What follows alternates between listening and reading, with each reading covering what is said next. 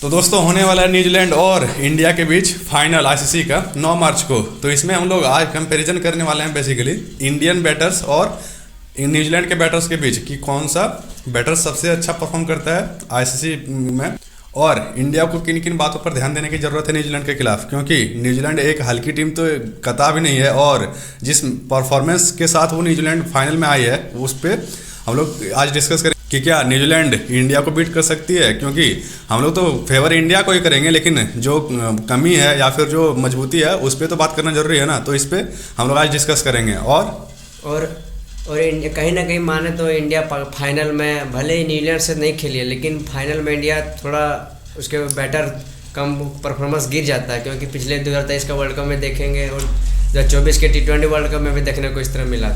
मतलब कि Indian batters final में कुछ ज़्यादा ही प्रेशर ले लेता है, जिसके कारण वो जल्दी आउट होता है। अगर आप लोगों ने 2024 का T20 वर्ल्ड कप में भी देखा होगा तो उसमें भी कोलैप्स हुआ था इंडियन बैटर्स का, और 2023 में भी कोलैप्स हुआ था। 2023 का वर्ल्ड कप में भी हुआ था। तो इसीलिए आज हम लोग डिस्कस करने वाले हैं कि क्या फिर से टीम इंडिया वही कोलैप्स करेगी जो पहले करते आई है, या फिर इस बार कुछ नया परफॉर्मेंस देगी। तो चलिए वीडियो शुरू करते हैं। न्यूजीलैंड बैटर की बात किया जाए तो इसमें सबसे खास करके टॉप 3 में जैसे कि विलियंग, सचिन रविंद्रा और केन विलियमसन।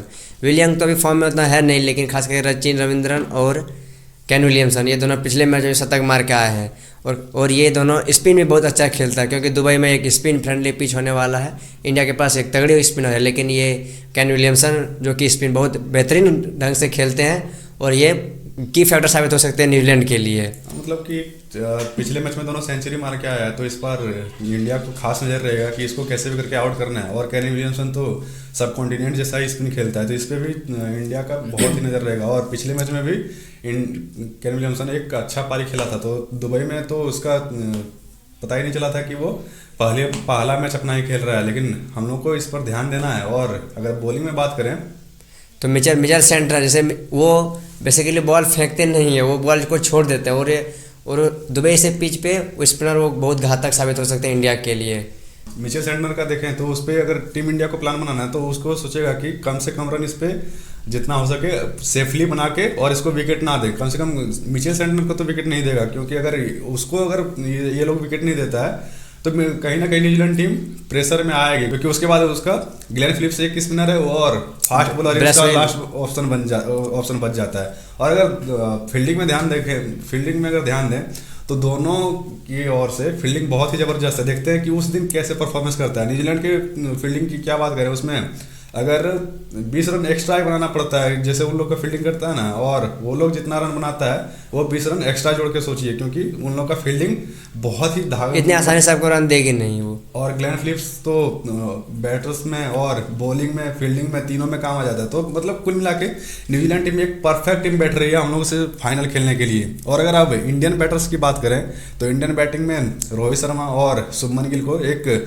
अच्छी शुरुआत देनी पड़ेगी। मतलब और रोहित शर्मा को इंटेंट तड़ी देके, जो हर बार वो इंटेंट देते आए हैं, तड़ी देके उसको खेलना पड़ेगा। और उसका 40-50 रन भी क्रूशियल हो सकता है अगर वो शुरू से मार दें।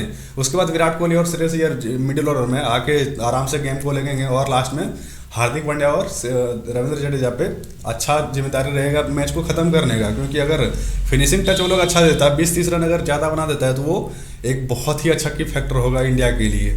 टीम इंडिया में मेन रोल जो है वो विराट कोहली को लेकर है, क्योंकि वो जो 3 नंबर में आके जो अपना रोल निभाते हैं वो निभाना ही पड़ेगा। क्योंकि अगर वो आउट हो जाएंगे तो फिर अगर आउट हो जाते हैं तो फिर ये टीम इंडिया कहीं ना कहीं फंस सकती है। अगर विराट कोहली आउट हो जाते तो फिर सारा प्रेशर जो कि श्रेयस अय्यर और KL राहुल पे आ जाएंगे, क्योंकि हार्दिक पांड्या तो अपना से खेलेंगे जिस तरह उसका खेला उस तरह खेलना भी चाहिए।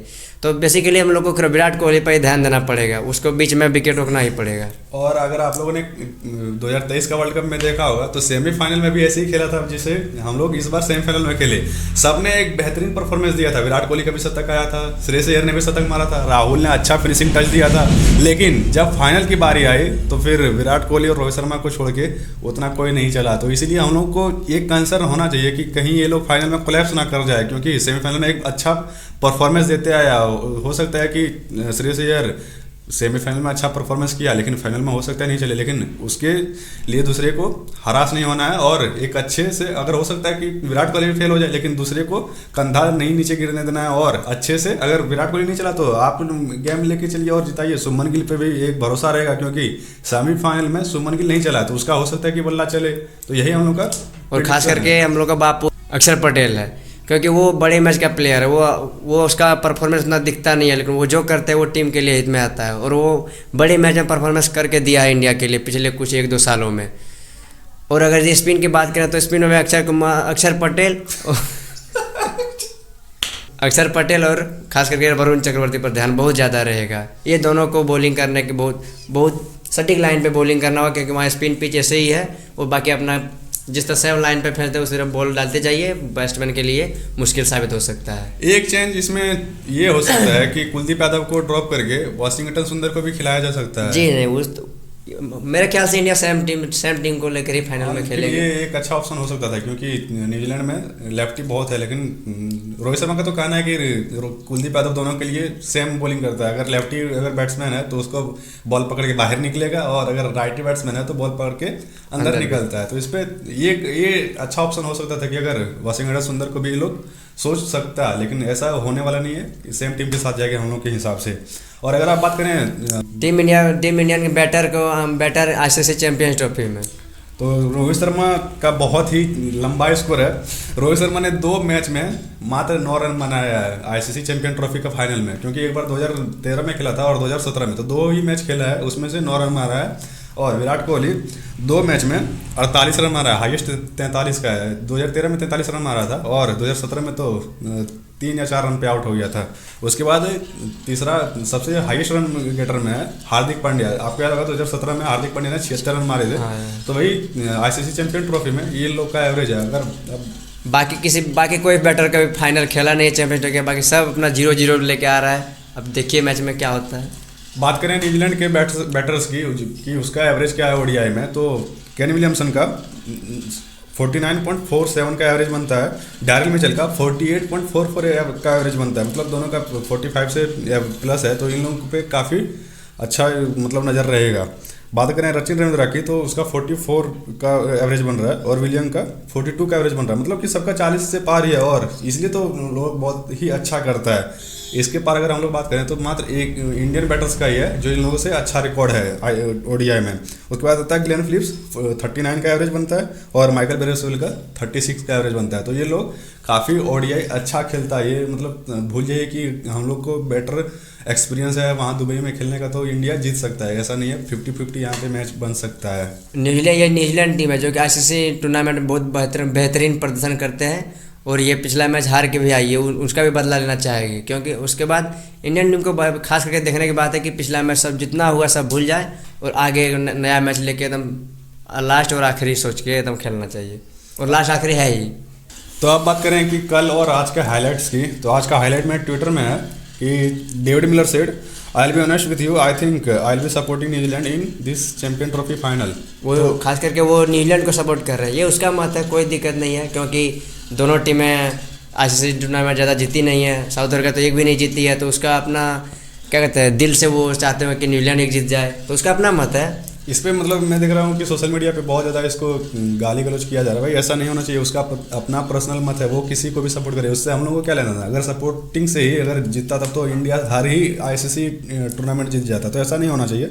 उसके बाद आता है Shreyas Iyer in central contact, तो श्रेयस अय्यर का सेंट्रल कॉन्टैक्ट जो गया था वो वापस आ गया। हाँ, वो वापस आ गया। उसके बाद आता है इंडिया न्यूजीलैंड के फाइनल में कौन कौन अंपायरिंग करने वाला है, तो अंपायर होने वाला है पॉल रेफल और रिचर्ड इलिंगवर्थ। तो इसमें केटलबर्ग का नहीं नाम है, और इसके कारण इंडियन फैंस थोड़ा सा आशा और लगा के बैठे कि भाई इसका परसेंटेज और बढ़ गया इंडियन टीम का। थर्ड अंपायर होने वाला है जॉल विल्सन। और बात करें अब आरसीबी की, तो इसमें एक गुड न्यूज़ ये है कि जैकब बेथेल जो है आरसीबी का लड़का, वो वापस आ रहा है और 2025 में वो खेलेगा।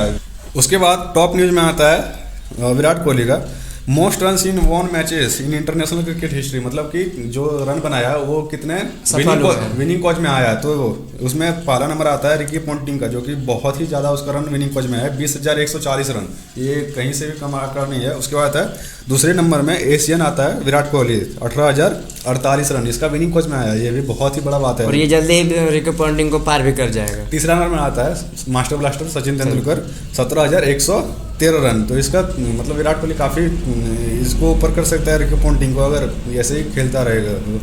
उसके बाद आता है Rohit Sharma is unbeaten as a captain against New Zealand in ICC tournaments. तो ये अच्छी बात है इंडिया के लिए, अच्छी बात है, क्योंकि हम लोग इससे ये उम्मीद लगा सकते हैं कि ऐसा ही होगा इस बार भी, क्योंकि रोहित शर्मा आपको याद होगा 23 में 2 बार खेला था, उसमें से दोनों बार न्यूजीलैंड को हरा दिया था, और देखते हैं कि अब कैसा होगा।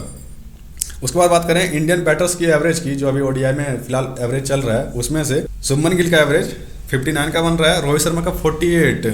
लोग बोलता है कि उतना फॉर्म में नहीं है, भाई इंटेंट से खेलता है, ये हम लोग को मैटर करना चाहिए। विराट कोहली का यहाँ पे बहुत ही अच्छा एवरेज है, 58 का एवरेज बन रहा है भाई, ये तो बहुत ही अच्छा है।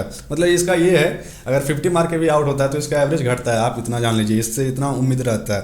उसके बाद आता है श्रेयस अय्यर 48.22 का एवरेज, तो 4 नंबर पे जितना बेहतरीन ये बल्लेबाजी करता है, मतलब अवेसम है। उसके बाद के राहुल 48 का एवरेज इसका भी बनता है। हार्दिक पांड्या का 39 का है, लेकिन ये फिनिशर का रोल करता है, तो इसलिए इसका स्ट्राइक रेट भी मैटर करता है। तो इसका स्ट्राइक रेट है 111 का स्ट्राइक रेट है। तो ये है टॉप न्यूज आज का। तो इसलिए अब परफॉर्मेंस पे तो हो गया, देखते हैं कि अब फाइनल में क्या करता है टीम इंडिया न्यूजीलैंड के खिलाफ। तो इसलिए ऐसे ही वीडियो पाने के लिए हमारे चैनल को सब्सक्राइब करके बेल आइकन को भी दबा लीजिएगा। मिलते हैं अगली वीडियो में, तब तक के लिए जय हिंद।